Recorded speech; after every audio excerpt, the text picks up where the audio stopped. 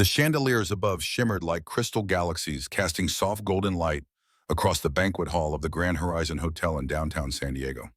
It was the kind of evening people would remember in photographs: polished cutlery, designer dresses, the soft hum of string instruments blending with laughter, and champagne flutes clinking like chimes.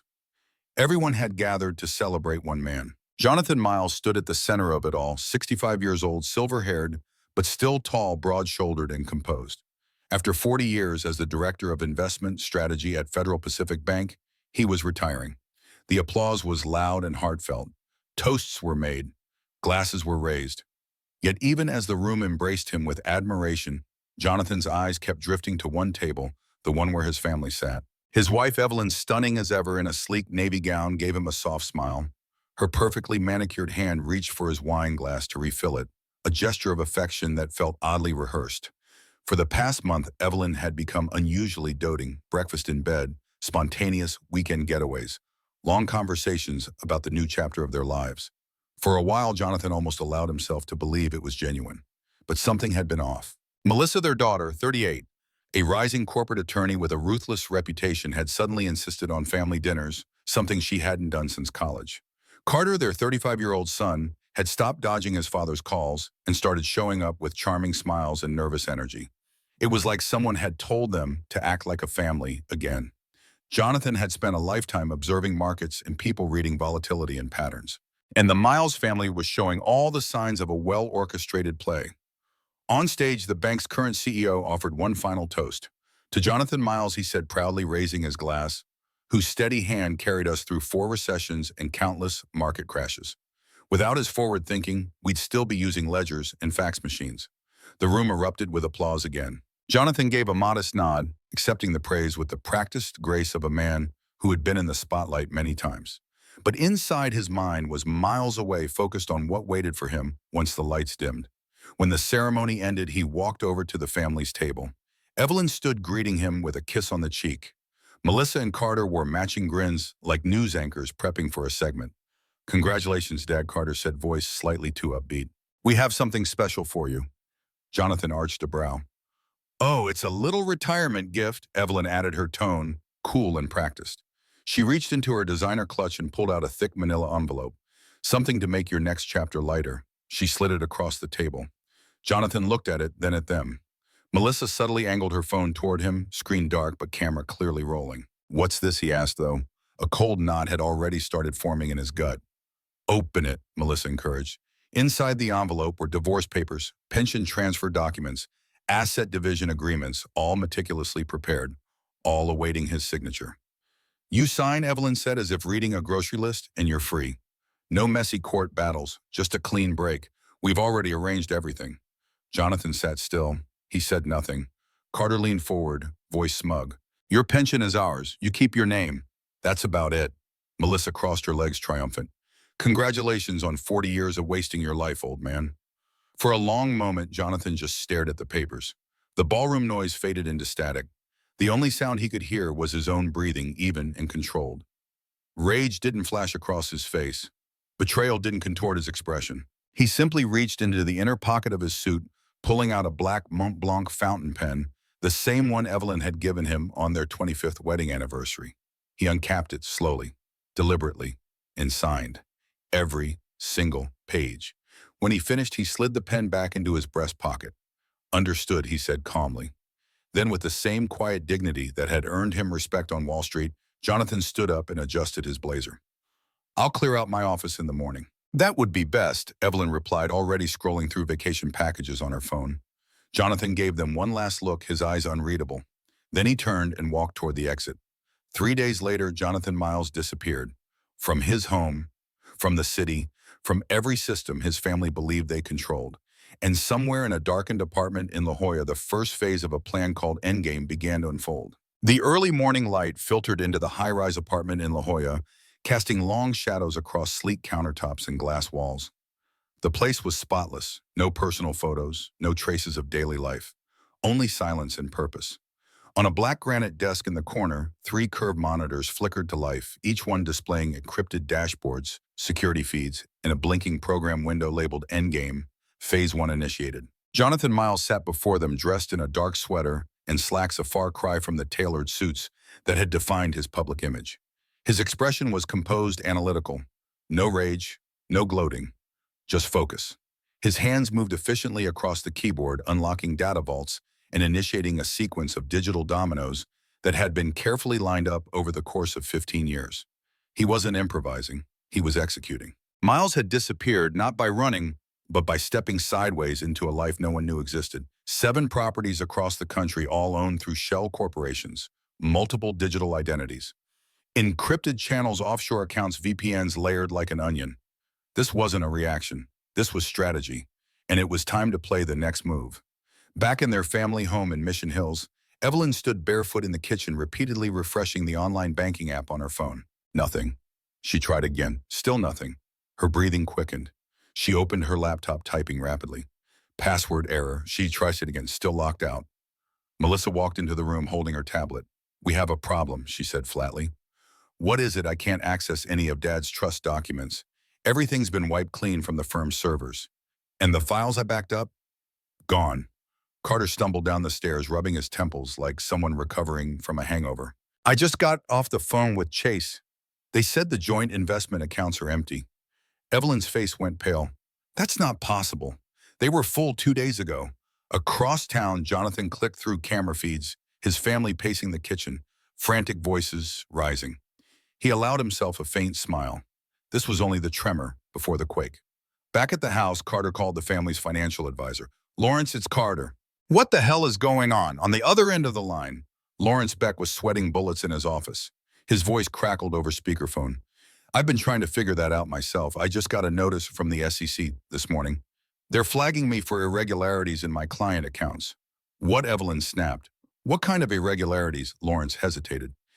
"They mentioned a tip. Someone submitted an anonymous report with transaction logs and account movements, detailed stuff. Whoever it is, they had access to everything." Melissa narrowed her eyes. "You think it's Dad? Your dad's a banker, not a hacker," Lawrence replied. But even he didn't sound convinced. He wouldn't have the skill set for this. Jonathan clicked open another window. Attached was a recorded video, Lawrence and Evelyn discussing their plan to divert Jonathan's pension and liquidate his assets once the divorce finalized. The file had been timestamped, verified, and neatly packaged. With a single click, Jonathan sent it anonymously routed to the Securities and Exchange Commission. Phase 2 was now live. In the kitchen, Evelyn's phone buzzed with a push alert from her brokerage account. All transactions suspended. Compliance review in progress. She sank into a chair, stunned. Carter threw up his hands. "What the hell did he do?" Melissa didn't respond. She was already typing rapidly, trying to recover any trace of their former advantage. Meanwhile, Jonathan accessed a secure server and began preparing the next wave. He opened Carter's hidden gambling accounts, documenting years of siphoned funds from various freelance projects their father had arranged for him. Not only had Carter blown the money, but he'd laundered it poorly. Jonathan compiled everything into a file and uploaded it to Carter's employer's internal ethics channel with a note, employee number 345721, unauthorized fund diversion evidence attached. Next was Melissa. Her ambition had always been her pride and her weakness. Jonathan had collected enough documentation to prove that she had suppressed exculpatory evidence in at least 3 criminal defense cases to secure convictions and pad her reputation. Now it was time to deliver it. He uploaded the files to the California State Bar Association, addressed directly to the Office of Professional Responsibility. The evidence was damning: timed email deletions, metadata traces, PDF edits, all irrefutable within 48 hours. Carter was fired and publicly named in a formal investigation. Melissa was summoned for an emergency ethics hearing and had her license provisionally suspended. Evelyn's accounts were flagged by multiple financial institutions for unusual activity. And Lawrence Beck's office was raided by SEC auditors and forensic analysts. The Miles family sat in stunned silence. Melissa paced the living room. "He's been planning this." Carter rubbed his temples. "That's insane. It's not like he's Jason Bourne." "No," Melissa said coldly. "He's worse. He's Dad." Evelyn stared ahead blankly. "Where is he?" she whispered. A moment later, the doorbell rang. A courier stood outside holding a white envelope addressed simply "The Miles Family." Inside was a single sheet of paper in Jonathan's unmistakable handwriting. "Chess has always been about anticipating your opponent's moves. You've been playing checkers your whole lives. The game has just begun." Taped to the back was a photo. Evelyn and Lawrence's arms wrapped around each other, dated exactly 15 years ago, the night of their 25th wedding anniversary. The office smelled like sawdust and steel, clean, masculine, and blunt, just like the man who occupied it. Richard Miles, Jonathan's younger brother, sat behind a broad-necked oak desk, arms folded across a faded U.S. Army Corps t-shirt. The window behind him framed the docks of San Jose's port cranes, frozen like metal giants under gray morning light. He didn't rise when Evelyn entered. She looked nothing like the woman who had once turned heads at every gala. Her makeup was smudged, her pearl necklace askew, her composure cracking at the edges. She clutched her designer handbag as if it might protect her from the reality unraveling around her. "I didn't know where else to go," she said softly. Richard didn't respond. He just stared. After a long moment, he gestured to the chair across from him. "You look like hell," he said. "I need your help." "Sure you do. Funny how that works." Evelyn sat. "Our accounts are frozen. Every lawyer we called backed out. Melissa's facing disbarment. Carter can't find work. He's being investigated now. The SEC raided Lawrence's office. We're drowning Richard." Richard leaned forward slightly, his dark eyes hard as granite. "And I need to find Jonathan." "Please." He laughed, dry, humorless, bitter. "Now you care." Evelyn flinched. "That's not fair." "You don't want fair, Evelyn. You want a miracle. And I'm fresh out." She opened her mouth, then shut it. Her nails dug into her palms. Richard stood, walked to the window, and stared out at the cranes, his back to her. "Do you know why I stopped speaking to my brother 15 years ago?" She didn't answer. "He came to me," Richard said, voice low. "It was the night of your anniversary party. He showed me messages between you and Lawrence. Not just sex, strategy. You two were planning how to take him down." Evelyn's voice cracked. "He never said anything." "He never know," Richard interrupted. "Because he loved you. Because some part of him hoped you'd stop. That you'd change your mind." "I didn't know he knew," she whispered. "He knew," Richard said, turning. "He knew everything. And do you want to know the scariest part? He didn't blow up, didn't scream, didn't divorce you. He looked me in the eye and said, 'She made her move. Now I make mine.'" Evelyn went pale. What does that mean?" "It means that while you and your children were rehearsing betrayal, Richard said he was building a war plan." She blinked, stunned. "He's not a violent man." Richard slammed his hand down on the desk hard enough to make her jump. "This was never about violence. You think your husband was some pencil pusher? Jonathan was intelligence. Strategic operations. He ran simulations the CIA still uses. He planned troop extractions down to the second. You think you can outmaneuver a man who can predict your panic 10 years before you even feel it?" Evelyn's voice shook. "Why didn't you warn me?" "I did," Richard said sharply. "I told him to leave you. He said he couldn't. Said he loved you too much. I told him he was a fool, so I backed away. I wasn't going to watch him destroy himself over someone who never truly saw him." Tears welled in her eyes. "I thought I knew him." "No," Richard said. "You saw what you wanted, a safe, steady provider. You never saw the man who stared down death overseas, who could read a room with one glance. You never saw the wolf beneath the banker's smile." He opened a drawer and pulled out a manila folder. Inside was a printed photograph, Jonathan in uniform, younger, leaner eyes, intense. He slid it across the desk. "This is the man you betrayed." Evelyn stared at the photo as if seeing her husband for the first time. Richard sat back down. "If you're smart, you'll walk out of here and never look for him again. Because the truth is, Evelyn, he's not hiding from you. He's watching." Her breath caught in her throat.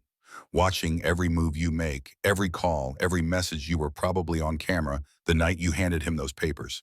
Evelyn's hand flew to her mouth. Richard stood again, this time opening the office door.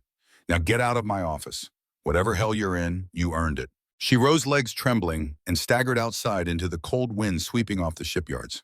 For the first time in her life, Evelyn understood what it meant to fear a man not for what he could do, but for what he already had. The sun had just dipped beneath the horizon, casting a fiery glow across the San Diego skyline, as Lawrence Beck stepped into the grand lobby of his high-rise condo. He wore a tailored navy suit loosened at the collar and carried the exhausted swagger of a man barely keeping his life from falling apart. He barely acknowledged the doorman, barely registered the suspicious glances of other residents. Ever since the SEC raid, the whispers had followed him like shadows. He was losing clients, losing respect, losing sleep. And worst of all, he was losing control. He stepped off the elevator on the penthouse floor, muttering to himself about attorneys and damage control, and unlocked his door with a fingerprint scan. The condo was dark except for the ambient city lights bleeding through floor-to-ceiling windows. He tossed his briefcase onto the leather couch and loosened his tie, then froze. Someone was already sitting in the armchair by the glass wall. Jesus Lawrence stumbled back, heart jackhammering. "How the hell did you?"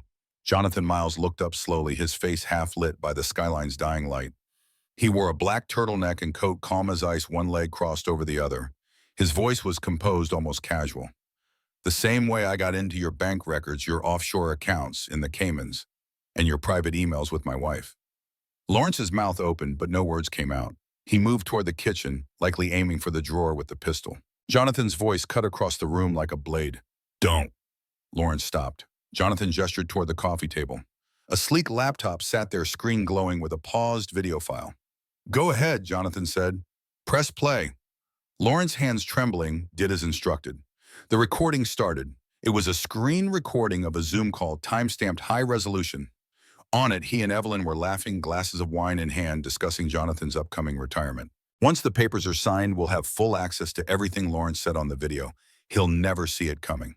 Lawrence slowly lowered himself onto the couch. "How long have you had this?" he asked, voice dry. 15 years, Jonathan replied. "Ever since I found your little anniversary message in her phone. You never said anything I didn't need to. Watching you pretend to be my friend for a decade while I documented every phone call, every wire transfer, every affair detail, was more satisfying than any confrontation." "You're insane." "No," Jonathan said. "I'm thorough." He tapped his phone and the video file minimized. On the screen now was a countdown timer: 1843, 1842, 1841. "What is that, a dead man's switch?" Jonathan said simply. "If I don't reset that every 24 hours, all of this videos, emails, tax fraud, money laundering gets forwarded to the FBI, the IRS, the SEC, and a dozen media outlets." "You're bluffing," Lawrence said, but his voice betrayed doubt. Jonathan smiled thinly and reached into his coat. For a moment, Lawrence flinched, but Jonathan only pulled out a folded envelope.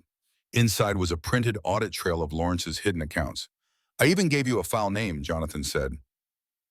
"Checkmate." Lawrence leaned forward, panic giving way to desperation. "What do you want from me?" "I want you to understand," Jonathan said softly. "This wasn't vengeance. This was inevitability.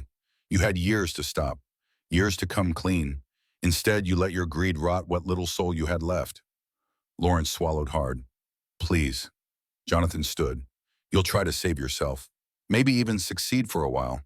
But your empire is built on kindling, and all I did was light the match." As he walked toward the door, he paused and looked back one last time. "Oh, and tell Evelyn something for me. I don't forgive betrayal. I bury it." Then he was gone. 2 days later, Lawrence attempted suicide. A neighbor found him unconscious, overdosed on prescription pills. He survived, but only barely. And when the investigators arrived at the hospital, Lawrence didn't ask for a lawyer. He asked for a priest. The fallout from the confession was immediate. Lawrence's cooperation handed federal investigators a paper trail that directly implicated Evelyn in fraudulent real estate deals. Bank accounts that Melissa had once sealed with non-disclosure clauses were unsealed and subpoenaed. Carter's international travel records were flagged and his passport was revoked. The noose was tightening, and Jonathan nowhere to be found. But his presence was everywhere. The invitation arrived on ivory cardstock, thick and elegant. The letterhead read, "Concord Arbitration Group," and the gold embossed seal beneath it promised discretion and professionalism. The contents were brief. "You are cordially invited to a confidential settlement session regarding the division of Jonathan Miles's estate. Attendance is mandatory for resolution. Date Friday, 9:00 a.m. Location Westgate Hotel, Conference Room B." Melissa read the letter 3 times. Her lips were tight, eyes calculating. "It's from a mediator. Someone hired by Dad, probably." Evelyn leaned over the kitchen counter, still pale from her last encounter with Richard. "It's a trap," she whispered. "Maybe," Melissa replied, "but it's a trap we have to walk into." "Why?" "Because if we don't show it, looks like we're refusing to negotiate. If we do show, maybe we can contain this before it hits court." Carter snorted from the living room. "That ship's already sunk. I've got a federal ethics hearing in 3 weeks. I'm going to need a damn raft, not a conference room." Melissa turned to him. "Shut up and wear a suit."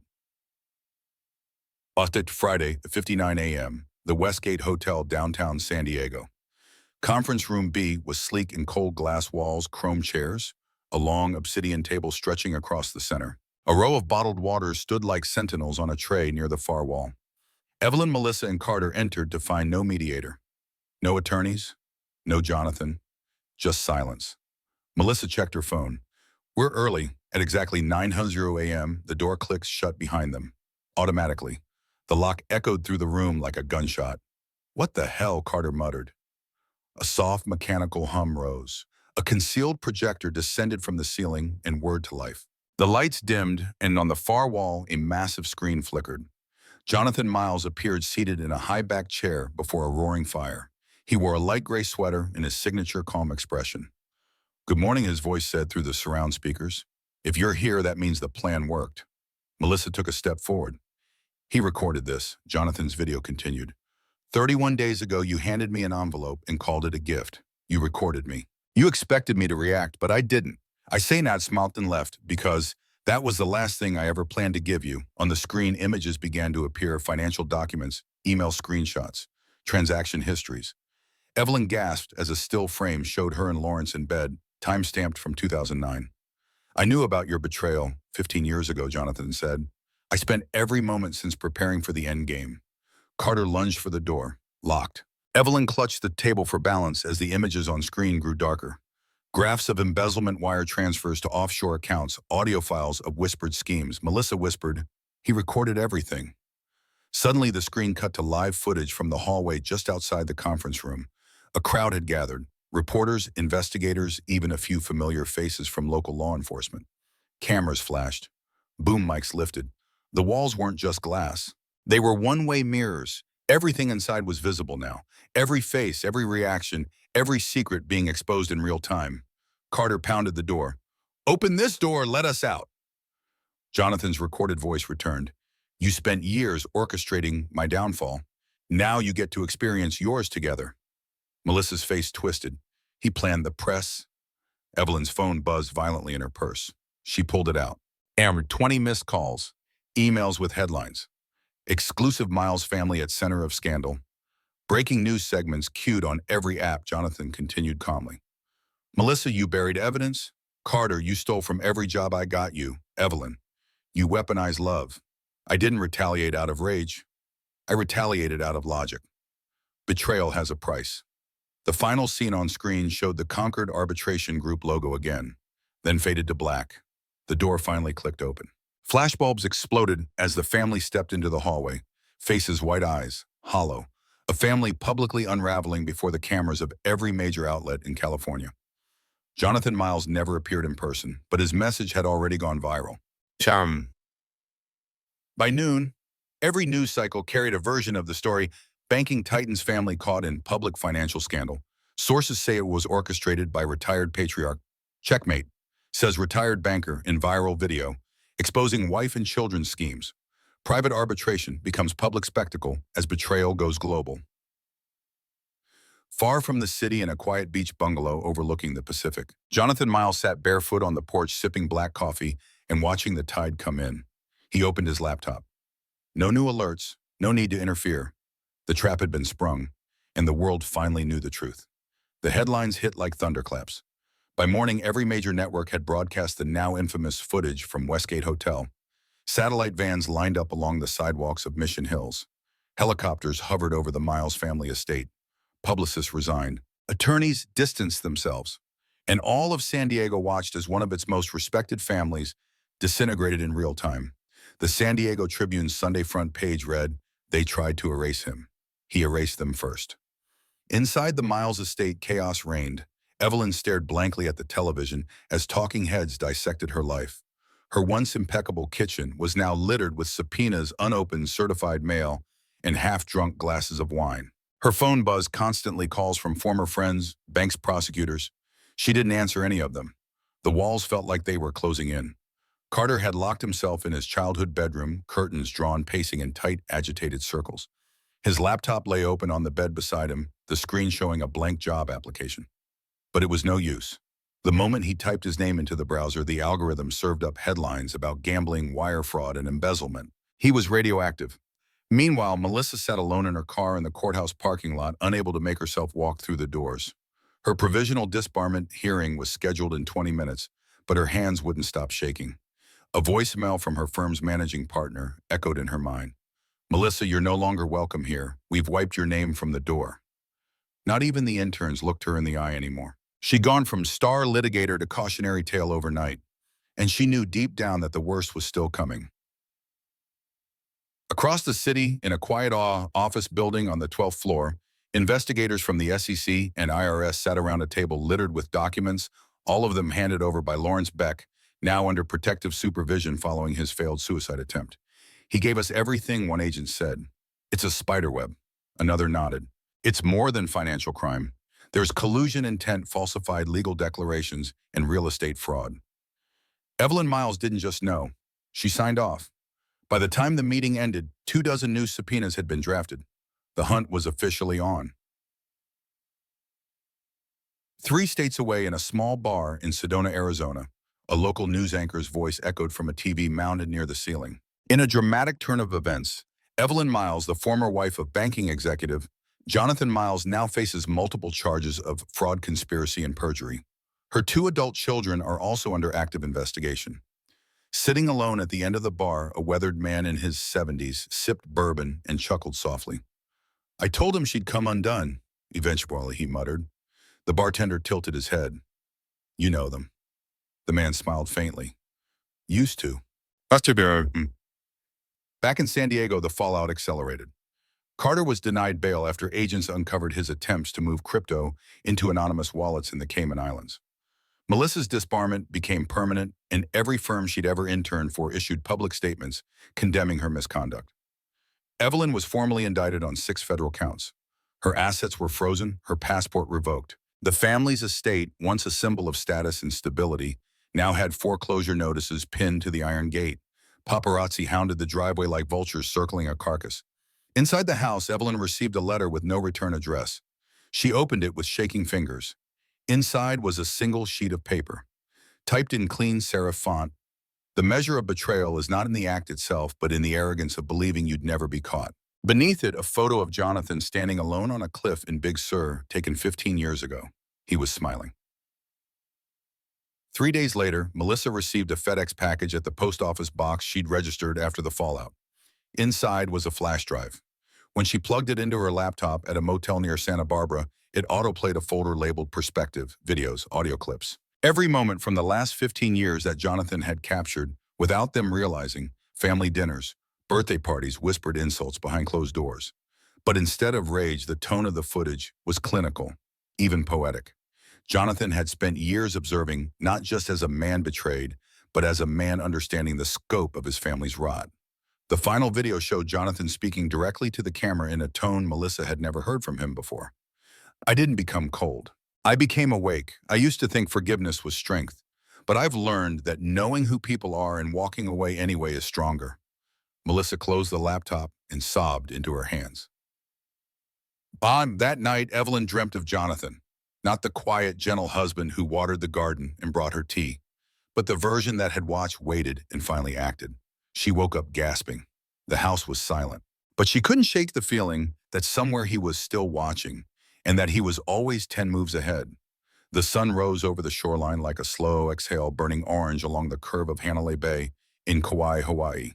The tide crept up the sand, inch by inch, like it was trying to erase yesterday. Jonathan Miles sat in a wooden deck chair outside a bungalow tucked beneath whispering palms. He wore loose linen, no shoes, and held a ceramic mug of black coffee with both hands. Beside him, a newspaper lay folded on a small bamboo table. The headline, printed bold across the top, read, "The Miles Collapse, Justice or Revenge." He didn't need to read it. He knew what it said. Evelyn had been formally indicted and was out on bond, her face now synonymous with fraud and scandal. Melissa had been officially disbarred, and her last public comment had been a trembling, "No comment outside a courthouse." Carter's trial was scheduled for October. He was pleading guilty. And Lawrence Beck gone, a name reduced to a footnote in the biggest white-collar takedown the state had seen in a decade. Jonathan didn't smile. He didn't gloat. He simply sipped his coffee and watched the waves roll in.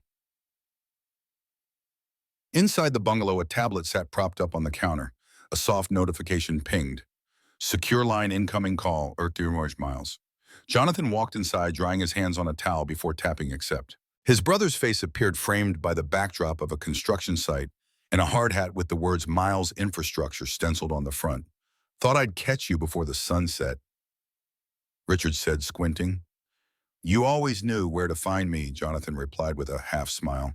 "They're finally facing sentencing next week," Richard said. "Media's all over it." Evelyn gave some tragic, "I was manipulated" interview this morning. Carter's team is begging for a reduced sentence. Melissa's vanished, probably hiding out in Arizona.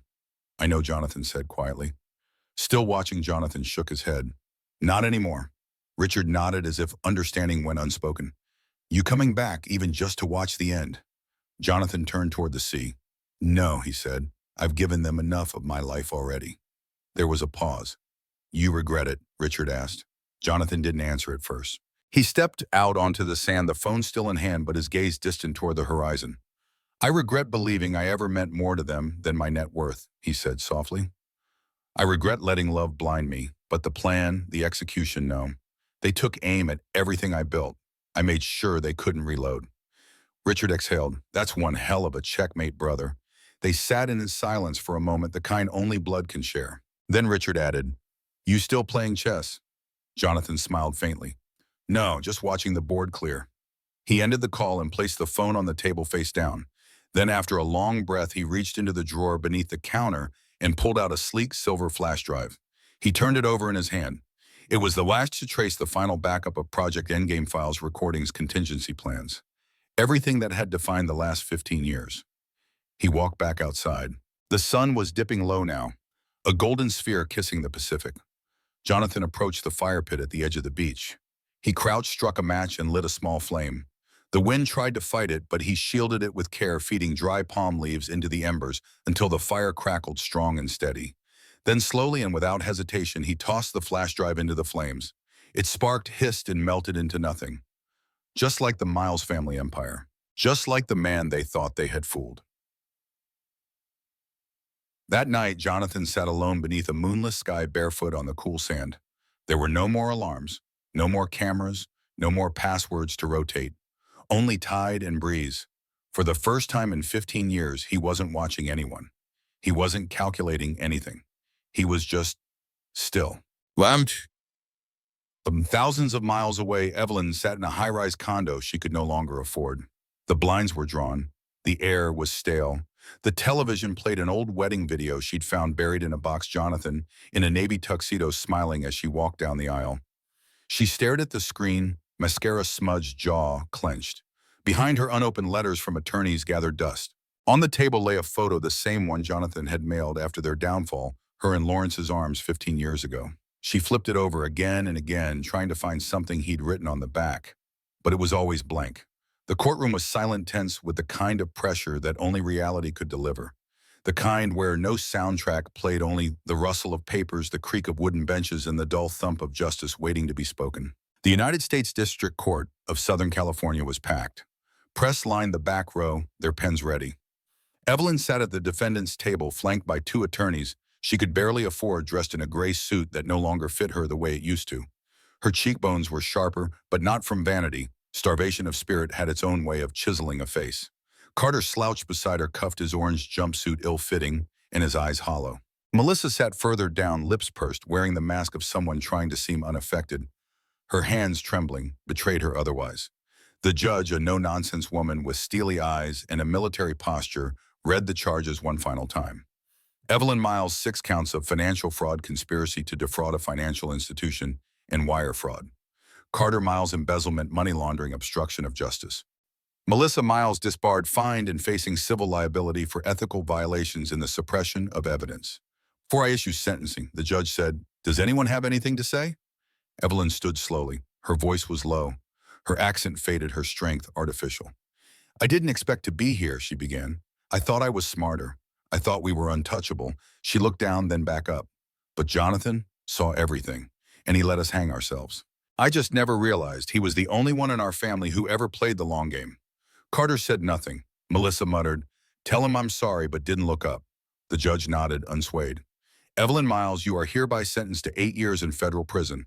Carter Miles, 5 years with no possibility of parole. Melissa Miles, all privileges to practice law in the United States are permanently revoked. You are free to live your life, but this court warns you, you will carry this record forever." The gavel dropped. It echoed like a bullet in the room. 2 weeks later, a feature story ran in The Atlantic titled "The Banker's Gambit: How One Man Outsmarted His Family and Disappeared." The article recounted the scandal, laid out every twist, and ended with a quote from a confidential source believed to be close to Jonathan. He never wanted revenge. He wanted peace, and the only way to get it was to remove everything that disturbed it. The story went viral. Podcasts dissected it. Think pieces debated whether Jonathan was a hero or a villain. Opinions split down ideological lines. Was it justified? Was it excessive? No one could say for sure. But one thing was clear. He was gone. On a beach in Bali, a man with silver hair sat beneath a palm tree, watching a small fishing boat bob in the blue. Locals passed by, greeting him in Bahasa with smiles. They knew him only as James, a retired writer who kept to himself, generous with tips and quiet conversation. He carried no phone, no photos, no reminders. The past had no address. Jonathan Miles sipped his drink slowly as a child ran past with a kite, and for a fleeting second he remembered Carter as a boy, running down a hallway in pajamas giggling.